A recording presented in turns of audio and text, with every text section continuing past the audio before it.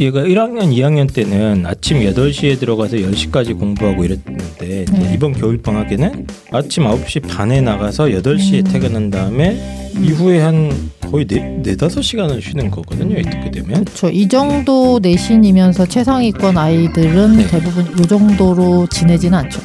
저는 이 친구는 늦게 자는 게 문제인 것 같아요. 8시에 와서 놀다가 1시쯤 잔대잖아요. 그러면 아침에 피곤할 수밖에 없죠. 오전에 다 잔다는 거잖아요. 얘 지금. 네가 게을러 터진 거고. 이 남들 다 할 수 있는 건데 네가 문제다.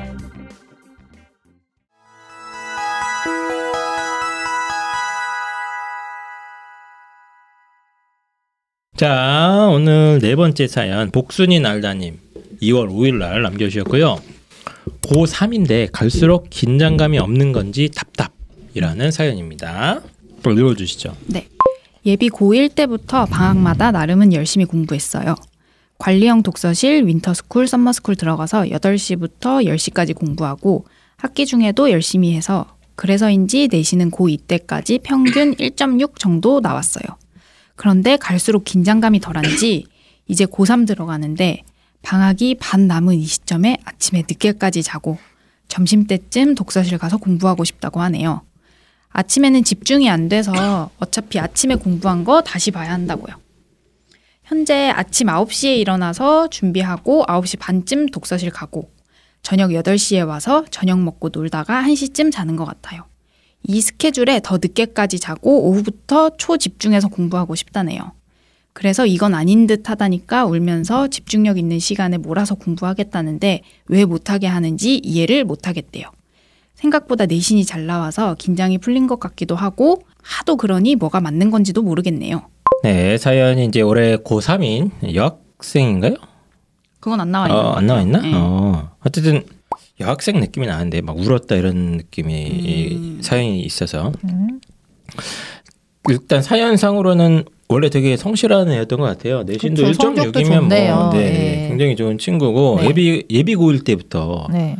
방학 때마다 이제 뭐 윈터스쿨, 썸머스쿨 이게 매일 매번 방학 때마다 그랬다는 겁니다. 그래서 고2 겨울방학, 이번 겨울방학이죠. 이번에도 이제 똑같은 패턴으로 가서 아침부터 공부를 했는데 이 아이가 이제 2월 넘어가면서 갑자기 오전엔 좀 쉬겠다.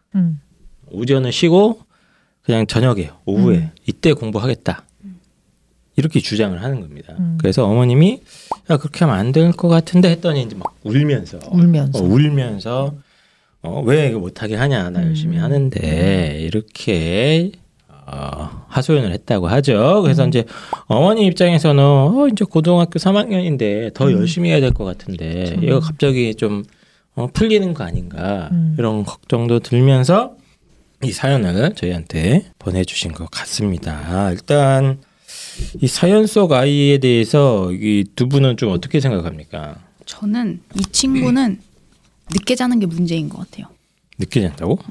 8시에 와서 놀다가 1시쯤 잔대잖아요. 그러면 아침에 피곤할 수밖에 없죠. 근데 이제 그것도 문제긴 문제인데 고3이 되는 친구가 저녁 8시부터 1시까지 놀다가 그게 이제 더 문제인 것 같기도 하고 제가 이 친구가 찡얼거리는 가장 큰 이유는 아침에 좀 늦잠이 자고 싶은 게 아닌가 하는 생각이 좀 들거든요. 근데 그 전에는 얘가 괜찮았잖아요. 갑자기 왜 이러냐 이거야. 지금 이제 1.6이라는 내신이 나왔어요. 네? 근데 이걸 이제 학교 반영 비율에 따라서 계산해 보면 뭐 이리저리 해서 제 생각에는 거의 뭐 고려대부터는 못 갈 대학이 없는 내신이란 말이죠. 교과 전형으로 봤을 때. 네, 한번 도전해 볼 수 있죠. 그렇죠. 네. 네, 그렇게 본다면 이제 수능 최저는 어떤 식으로 맞춰야 되겠다 하는 생각이 들 텐데 이리저리 생각해 보니까 이제 얼추 완성이 된 거야. 자기가 생각했을 때. 확실히. 그렇죠. 네, 그렇게 되니까 조금 긴장이 풀렸을 수도 있고 그러면서 사실 잠이 제일 많을 때잖아요. 어차피 학교 가면 또 아침에 늦게까지 못 잘 거니까 그 아침잠이 얼마나 달콤해요. 그래서 그럴 수도 있겠다는 생각이 드네요. 네. 그러니까 좀 이상한 게 얘가 열심히 한다고는 했는데 보통 이제 얘가 1학년, 2학년 때는 아침 8시에 들어가서 10시까지 공부하고 이랬는데 이제 이번 겨울방학에는 좀 늦게 일어나고 있어요. 아침 9시 반에 나가서 8시에 퇴근한 다음에 또 놀고 이후에 한 거의 4-5시간을 쉬는 거거든요. 이렇게 되면. 그렇죠. 이 정도 내신이면서 최상위권 아이들은 네. 대부분 이 정도로 지내지는 않죠. 근데 뭐 10시까지 하는 애들도 꽤 있고 뭐 그렇죠. 그렇게 하는데 이제 그 부분도 약간 이상하고 난 울었다는 게 좀 마음에 걸리는 거예요. 뭐 그래서 뭐 약간 스트레스나 뭔가 이런 게 있다. 그래서 이제 제가 고등학교 3학년들 좀 보면 거의 한 4월, 3월, 4월쯤에 아이들을 관찰하면 이런 시기가 오죠. 그 자기의 한계에 부딪히거나. 맞아요. 네, 정확한 표현이야. 한계가 이제 차갑고 헥헥대는 거예요. 그렇죠. 에너지 고갈. 에너지 고갈 상태. 겨울방학 초반에는 보통 애들이 잘하는 것 같아. 열심히 해서 12월, 1월쯤 지나고 나서 한 3월, 4월쯤 되면 약간 헥헥대는 애들이 나타나고 3월 모의고사를 쳤는데 예상보다 낮은 성적이 나오면서 보통 그렇죠. 예. 이거 그리고 포기해야 이제 돼? 뭐 이런 중간고사 생각이 어떻게 들면서 마무리하고 하다가 이제 6월 모의고사쯤 근데 치고 더 안 나와. 그리고 이제 보통 이제 저희를 7월쯤에 만나면 거의 뭐 에너지가 다 소진된 그렇죠. 상태에서 그러면서 이제 그때부터 아프기 시작하죠 여기저기. 진짜 아픈 애들도 있어요. 진짜 아픈 애들 많아요. 막 체력 문제 호소하는 애들은 뭐 세고 셌고 그래서 이제 뭐 아이들이 그때부터 뭐 한 과목을 포기하네, 뭐 수능 최저는 뭐 탐구로 맞추네, 뭐 이상 행동을 하지 않습니까? 예, 그런 걸 하도 많이 봐갖고 해도 지금 많이 지친 것 같기도 해요. 저 같으면 그래서 여학생이라고 저는 추정을 한 거예요. 지금 체력적인 문제도 있지 않을까 얘는. 이 아이가 이런 식의 대안을 스스로 마련한 거잖아요. 그렇다면 저는 한 일주일 정도의 시간은 그래 네 방법대로 한번 해봐라. 그 정도 기회는 줘야 되지 않을까? 그런 생각이 들거든요. 근데 딱 일주일만. 일주일만. 지금 시기적으로 이제 중학생이 아니고 고3이고. 그래 지금 고3이라고 그래. 그럼 아이가 일단 원하는 대로 일단 받아들여 준다. 네, 그래서 일주일 동안 너 하고 싶은 대로 한번 해봐라. 그래서 늦잠도 조금 한번 자보고 이제 하루 종일 잘 수도 있을 것 같아요. 이 그렇게. 친구는. 그래서 뭔가 에너지가 다시 이제 충전될 수 있는 계기를 한번 마련하는 것도 괜찮겠다. 차라리 쉬는 시간을 줘버리자. 네. 이런 말씀이신 것 같고 채원 쌤은 이제 뭐 이 학생의 또 빙의를 하셔가지고 생각을 해주시면 좋은데 얘는 어떻게 해야 되나? 저도 어느 정도 이제 들어줄 것 같기는 해요. 이 친구의 의견을. 네. 근데 100% 들어주지는 않고 그럼 1시간 정도 늦게 일어나고 늦잠 1시간 정도 더 자고 제가 봤을 때 저녁 먹고 이 시간이 너무 늘어지는 것 같아요. 이 친구는. 그러네 이거 좀 이상해. 이거 왜 이렇게 늘어져? 빨리 자던가 그냥. 맞아요. 피곤하면. 뭐 그래서 하는 거야 도대체? 일찍 자라고 얘기할 것 같아요. 1시간 전부터는 뭐 핸드폰 만지지 말고 그냥 딱 침대 들어가가지고 12시부터 네가 자려고 노력을 해라. 그러면은 아침에 자는 시간 1시간 늘려주겠다. 그렇게 얘기를 할 것 같아요. 이게 되게 좀 타협을 하시는구나. 오전에 다 잔다는 거잖아요. 얘 지금. 그쵸? 근데 그거는 말이 안 되니까. 그 말이 안 되니 오케이 그럼 9시 반쯤 가니까 우리 그럼 조정을 해서 10시 반 정도까지 가자. 그렇죠. 대신 조건이 있다. 내가 너 보니 잠이 부족한 것 같은데 일찍 좀 자거라. 이게 조건인 거예요? 이거 괜찮네. 괜찮네. 솔로몬의 지혜네 이게 약간. 100% 밤에 핸드폰 할 거거든요. 맞아요. 딱 봐도. 그리고 어머님이 봤을 때 1시쯤 자는 거지 제가 봤을 때 더 늦게 잔 것 같아요. 그러니까 이 9시에 일어나는 게 힘들지. 또 여고생의 관점에서 어렸을 때도 많이 많이 해보셨구만. 그치 1시에 자니까 아침에 약간 빡빡하지. 그쵸. 8시 9시에 일어나고 하는 게. 그래서 나도 한 번쯤은 새벽까지 유튜브 보고 싶은 거 시컨 보고 늘어지게 한번 자고 싶다. 네. 그런 마음이 생기겠죠. 근데 뭐 내신도 뭐 나쁘지 않고 수능 최저 뭐 내가 3합 7? 뭐 그 정도야 뭐 지금 한 3합 5 맞추는데 뭐 그런 느낌? 그 수능은 안 적어주셨는데 성적을 조심해야 될 수도 있을 것 같은데. 위험할 것 그렇죠. 같아요. 이렇게 생활하면 힘들죠. 영어가 좀 잘 나오지 않으면 심지어 이게 그냥 일반고 같은 경우에 그 경희대 입결 자료에 보면 이제 수능 최저 충족률을 공개를 하는데 보통 이제 교과 전형에 조금 인기 학과들은 1.5가 이제 평균선인데요. 그 정도에 있는 애들이 크게는 20% 가까이 최저를 못 맞추는 과들이 있어요. 그러면 이게 경희대가 2합 5. 네, 5죠. 네, 올해 조금 강화되긴 했지만 작년까지는 탐구 한 과목을 포함해서도 2합 5인데 그것조차 못 맞추는 학생들도 있다고 생각해 보면 방심할 문제는 아닌 거죠. 그러니까 저는 이제 항상 이때쯤 되면 예비고3들한테 그냥 아예 대놓고 쉬는 날을 만들려고 그러거든요. 아, 그것도 좋은 방법이에요. 네. 저도 오랫동안 하다가 보니까 저도 원래 이렇게 성악설을 믿기 때문에 아이들을 굴리자는 주의였거든요. 네가 게을러 터진 거고 이 남들 다 할 수 있는 건데 네가 문제다. 이런 생각을 한 5년 전까지는 했는데 저도 이제 자꾸 생각이 바뀌는 것 같아요. 또 요즘 생각하는 건 누구나 다 어느 캐파가 있다. 그렇죠. 한계가 다 정해져 있는데 그거를 너무 몰아붙이면 오히려 가면서 역효과가 나는 것 같은 거예요. 맞아요. 네. 그리고 특히 제가 봤을 때는 지능이 좋은 학생일수록 에너지 소진이 훨씬 더 빨리 되거든요. 아 그래요? 네, 그거는 이제 논문상에도 나와 있는 건데 지능이 높을수록 집중력이 크고 그 집중력을 많이 발휘하다 보니까 그게 네. 빨리 에너지가 소진이 된다. 아 그래요? 네, 그렇게 본다면은 지금 많은 청취자분들이 그렇게 치면 우리 애는 천재라고.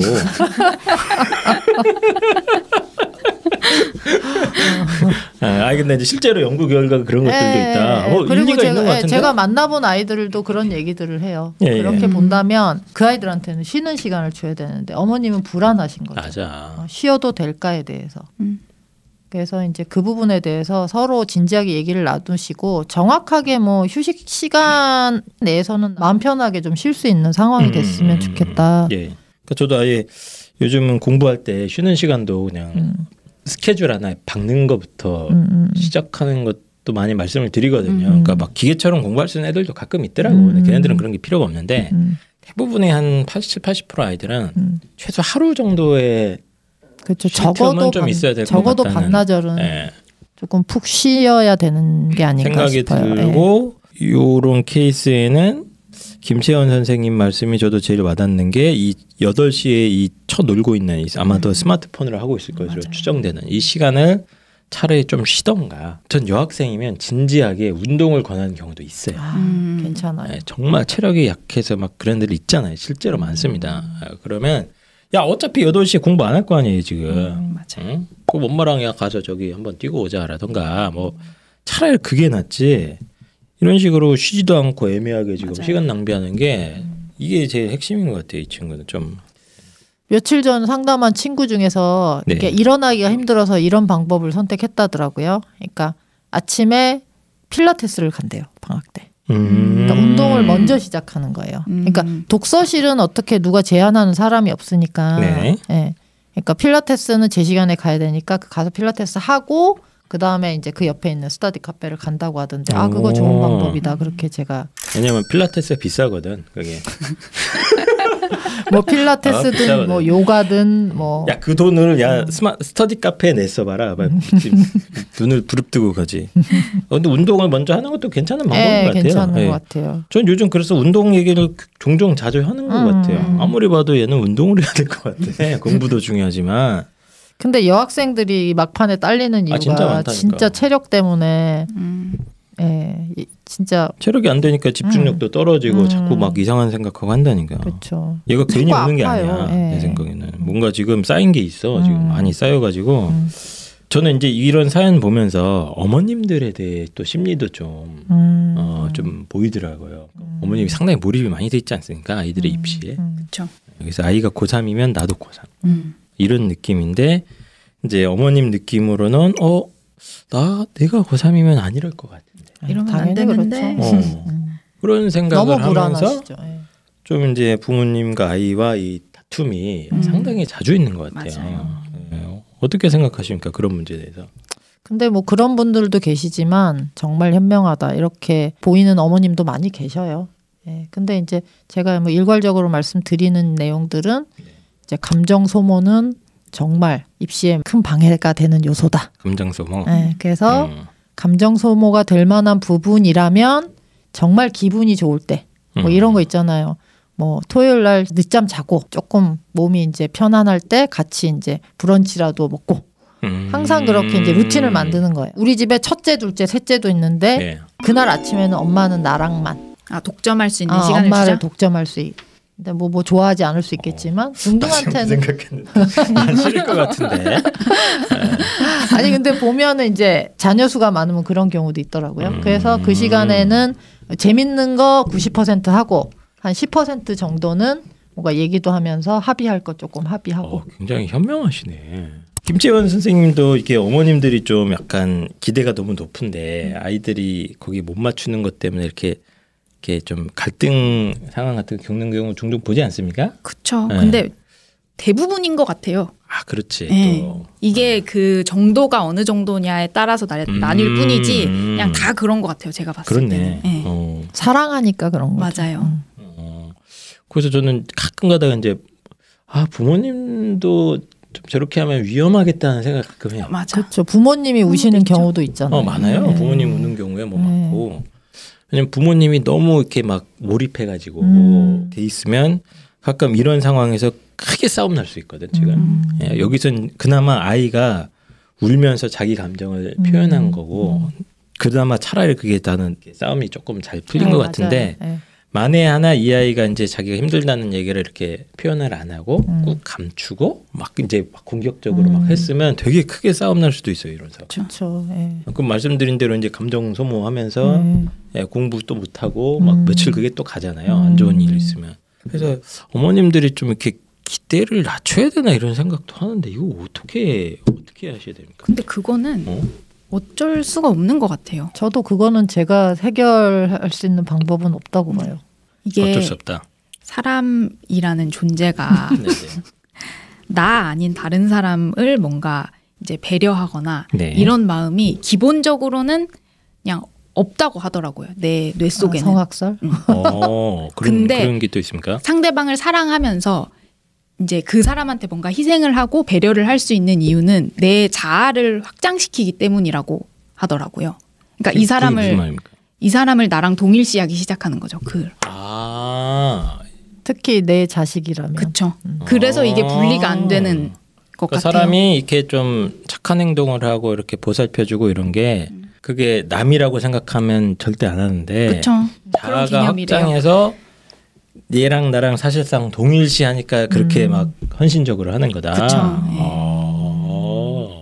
그러면서 어떻게 고칠 수가 없네 이거는. 그렇죠. 그러면서 그게 또 이제 악화돼 가면은 나의 꿈을 네가 이뤄다오. 맞아. 내가 너를 어떻게 키웠는데 뭐 이런 얘기가 나오는 거죠. 뭐 평소에는 그러지 않을 수 있겠지만 사실 이런 수험생이나 뭐 네. 고3이라는 특수한 상황에 있어서는 이런 관계가 되게 극으로 치닫는 상황인 맞아. 거잖아요. 그래서 이럴 때는 진짜 그 제3자의 뭔가 개입이나 이런 게 필요할 수 있는 우리 것 같아요. 채원쌤은 아기도 안 키워봤는데 어떻게 이렇게 잘하세요? 본인이 말 안 듣는 애기였거든. 아 그래. 그랬구나. 그래서 일단 어머님들도 이제 막 고3 되고 이제 수험생활을 하다가 보면 사실 엄청 불안해하시거든요. 맞아요.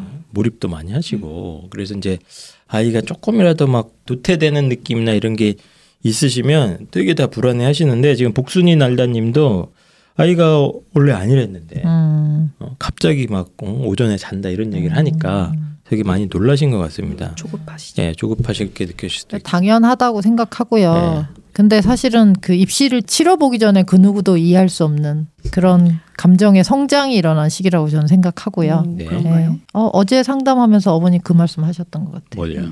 그러니까 큰애 입시 치르고 나서 그런 비슷한 말씀 하시더라고요. 본인의 감정을 어떻게 소화해야 되는지 예, 이제 성장하셨다는 얘기를 하시더라고요. 근데 저도 거기에 굉장히 공감하고 저는 매년 그렇죠. 매년 아이들이 실패하고 성공하고 하는 걸 보면서 네. 저도 약간의 성장을 느끼죠. 근데 송문영 성장. 선생님이 상담을 하면서 네네. 아이나 학부모님들한테 굉장히 감정이입을 좀 깊게 하시는 것 같기는 그래요? 하더라고요. 상담 사례나 이런 것들 들어보면은 그러신 것 같아요. 그러면 이제 뭐 이렇게 감정이입 소모를 좀 많이 하시나 보네. 저는 초창기에는 소모가 너무 커서 어떤 느낌이었냐면 아기를 낳고 나면 아 이제 다시는 아이를 안 낳겠다 하는 생각을 갖잖아요. 그 정도로. 네, 그런 거랑 비슷해요. 그러놓고 또 잊어버리고 또 낳는다고 하는 것처럼 입시가 끝나는 시점이 되면 아 이제 내년에는 이 일을 하지 말아야 그런 생각도 여러 번 했고 그래서 제가 정시를 계속 안 했어요. 아 내가 이 수시를 정시 컨설팅 끝내고 나면 쉬어야 되니까. 정시를 할 만한 에너지가 정말 안 남으니까. 알겠습니다. 일단 어머님들이 뭐 굉장히 아이들이 이제 조금이라도 변화가 있거나 그러면 막 조마조마 하시는 경우도 있는데 생각보다 이제 아이들이 그 지쳐 있는 경우도 굉장히 좀 많이 보고 하기 때문에 특히 고3이 되면 될수록 이런 상황은 엄청나게 많이 나옵니다. 맞아요. 예, 그렇죠. 그동안 잘하다가 갑자기 얘가 좀 힘들어하기도 하고 막 이제 지쳐서 그런 것 같거든요. 많은 아이들이 육체적으로나 지칠 정신적으로. 수밖에 없죠. 예. 당연하고. 예. 그래서 저는 고3 때 어머님들이 되게 중요한 것 중에 하나가 그 사인을 좀 잘 관찰을 해주셨으면 좋겠어요. 분명히 얘가 지칠 거거든. 조금 있으면. 그때 잡아서 뭔가 잘 이렇게 그 아이의 스트레스와 여러 가지 피로나 이런 거를 갖다가 잘 이렇게 맞춰주는 방향의 해결책을 만들어 주셨으면 좋겠다. 안 그러면 애들이 퍼져요 진짜. 그러다가 내신이 1.6이면 뭐해? 고3 때 아차하면 바로 1.78 떨어지는데 지금 그쵸. 금방 퍼집니다. 이제. 그렇게 되면 학교가 툭툭 떨어지죠. 네. 예.